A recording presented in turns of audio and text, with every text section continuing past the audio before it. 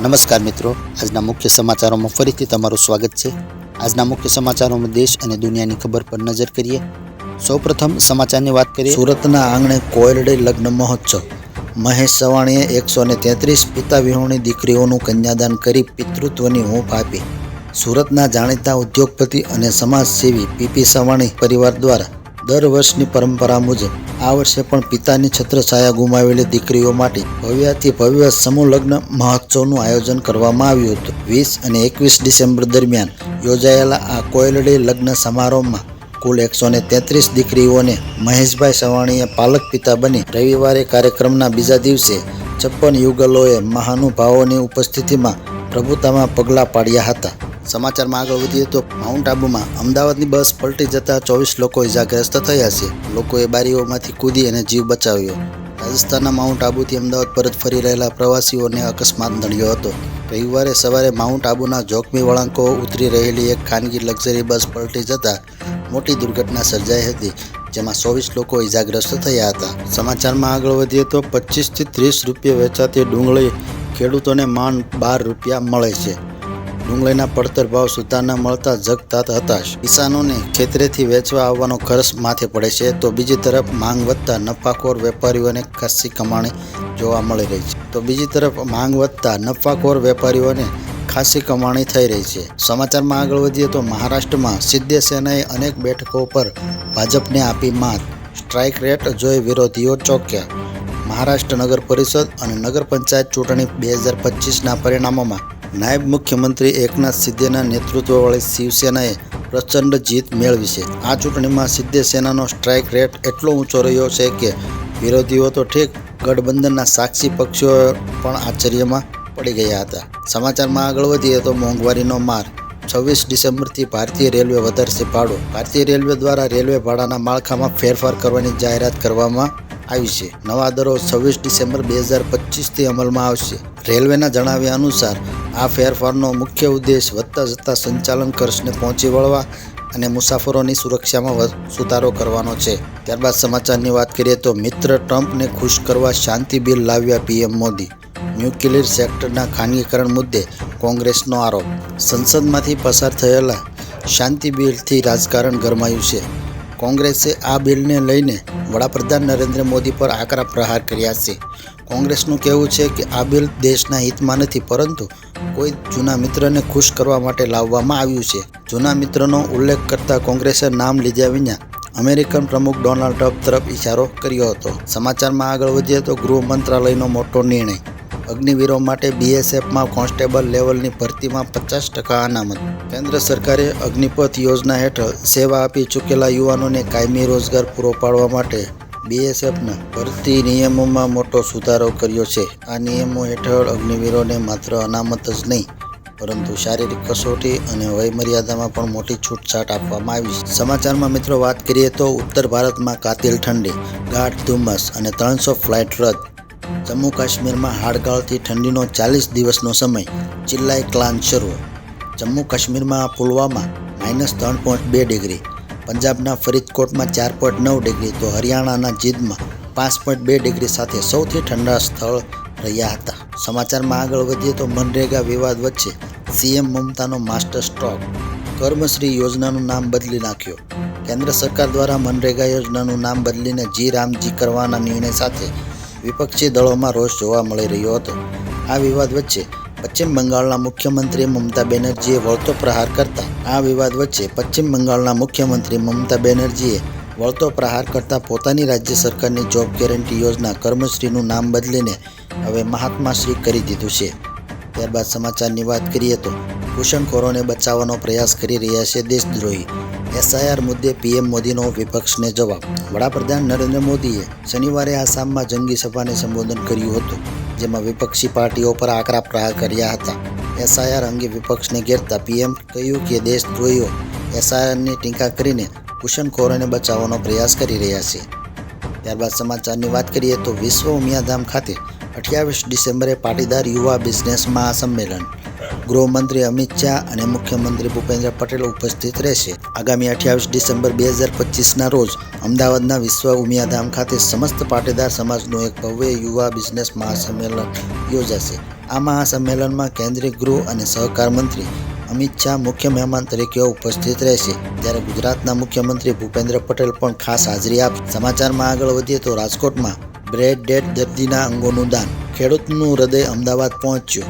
Heart ટ્રાન્સપ્લાન્ટથી અન્ય વ્યક્તિને નવજીવન મળશે. રાજકોટ પંથકના ગોંડલિયા પરિવારે પોતાના 42 વર્ષીય સ્વજન જયેશભાઈ મનસુખભાઈ ગોંડલિયા બ્રેન ડેડ થતાં તેમના હૃદય, 2 કિડની, લીવર અને આંખોનું દાન કરી દુઃખની આ ઘડીમાં પણ માનવતાનું ઉત્તમ ઉદાહરણ પૂરું પાડ્યું છે. આ અંગદાન થકી અનેક જરૂરિયાતમંદ દર્દીઓને નવજીવન મળવાનો આશાવાદ બંધાયો છે. ત્યારબાદ સમાચારની વાત કરીએ તો પૂર્વ મંત્રી રાઘવજી પટેલને બદનામ કરતી પોસ્ટ સોશિયલ મીડિયામાં મૂકી 2 આઈડી ધારકો સામે નોંધાઈ ફરિયાદ.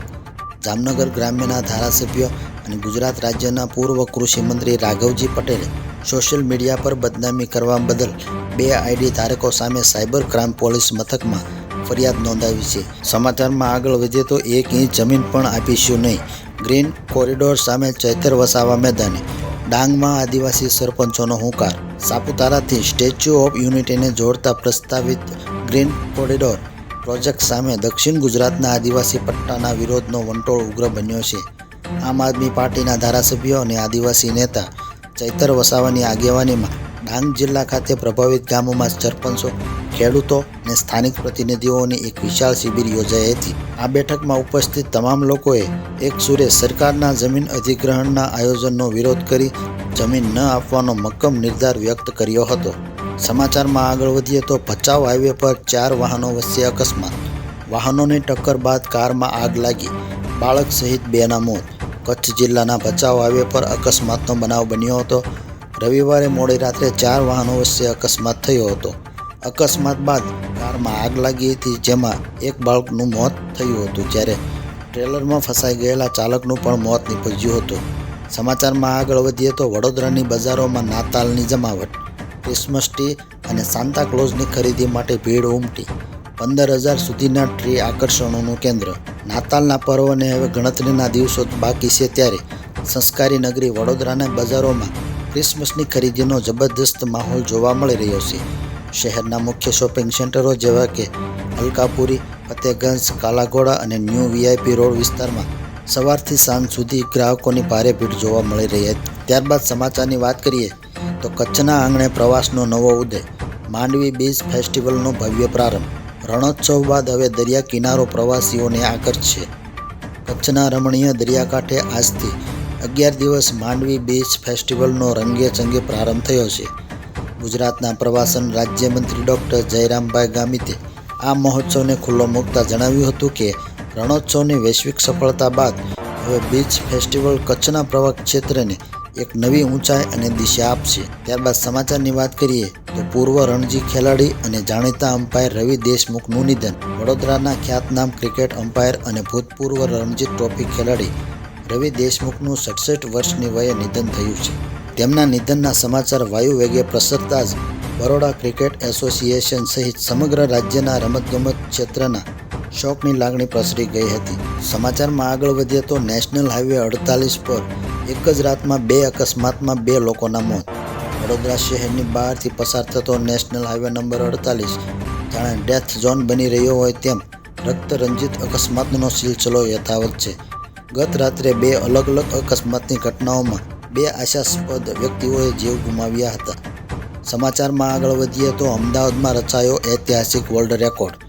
વિશ્વ ધ્યાન દિવસે જીએમડીસી ગ્રાઉન્ડમાં 60,000 લોકોએ એકસાથે કર્યું મેડિટેશન. અમદાવાદના આંગણે ગઈકાલે એક અભૂતપૂર્વ અને આધ્યાત્મિક ઇતિહાસ રચાયો છે. ત્યારબાદ સમાચારની વાત કરીએ તો રાજકોટમાં ફરી એકવાર ભક્તિમય માહોલ જોવા મળ્યો. ભવ્ય બાઇક રેલી યોજાઈ. રંગીલા રાજકોટમાં ફરી એકવાર ભક્તિમય માહોલ જામવા જઈ રહ્યો છે.